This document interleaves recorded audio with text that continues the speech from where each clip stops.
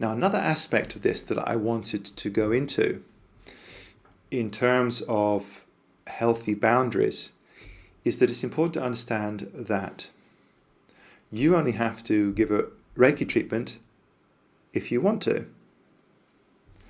And if you don't feel like it, you don't have to. And you only really should be giving a Reiki treatment to somebody that wants a Reiki treatment. So what I want to say is it's okay and healthy for you to say no. And sometimes it's difficult for us spiritual people. You know, we've been taught that unconditional love is like most important thing, and we have to accept people unconditionally, and that's not always true. The universe will provide you with loving, thankful people to work with, but they will also provide you with people that will not respect your energy if you don't yourself, the people that don't respect your time.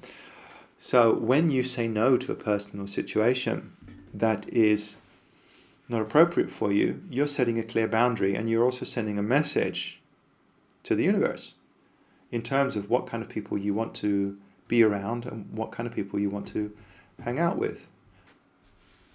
I felt a lot of responsibility, for example, for my mother for many, many years. Now, she was depressive, so she had a condition where she was pretty much always down. It wasn't that she was manic, that she was sometimes up and sometimes down. She was always down. So I was trying to help her. And nothing worked, nothing helped. And that was because she fundamentally needed to help herself. And she didn't really want to, because she had been seeing herself as a victim. She was really good at being a victim.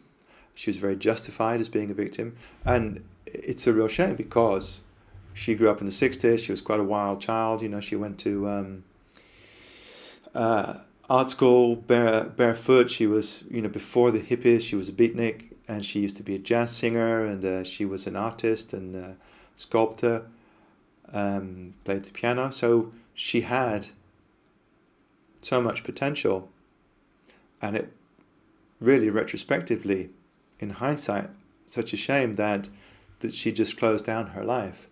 Fundamentally, though, it was because she was very good at being a victim. You know, it was always somebody else's fault. So I couldn't help her.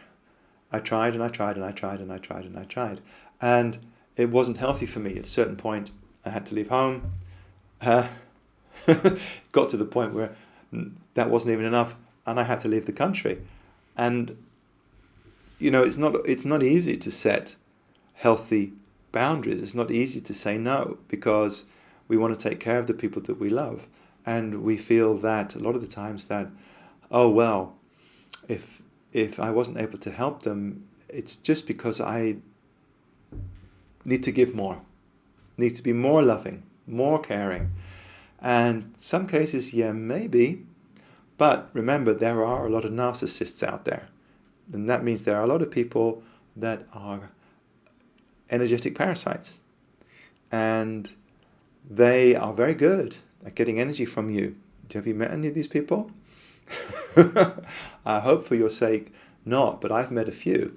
And then some of those had been romantic relationships. And then I want to help the person that I think needs help.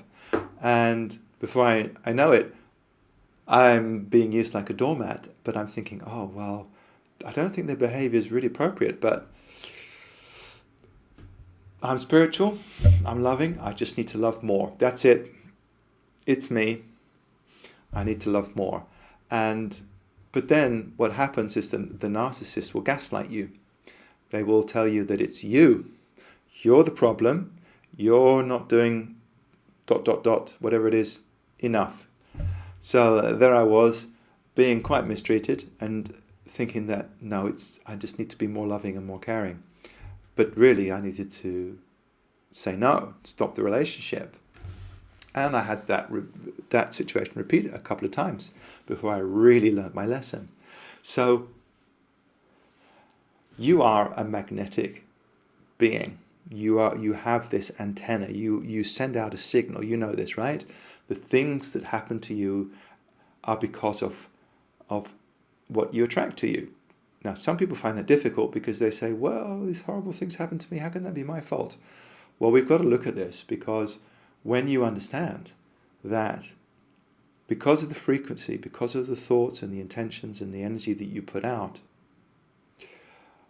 the universe is responding to that, and magnetically you're attracting on that frequency.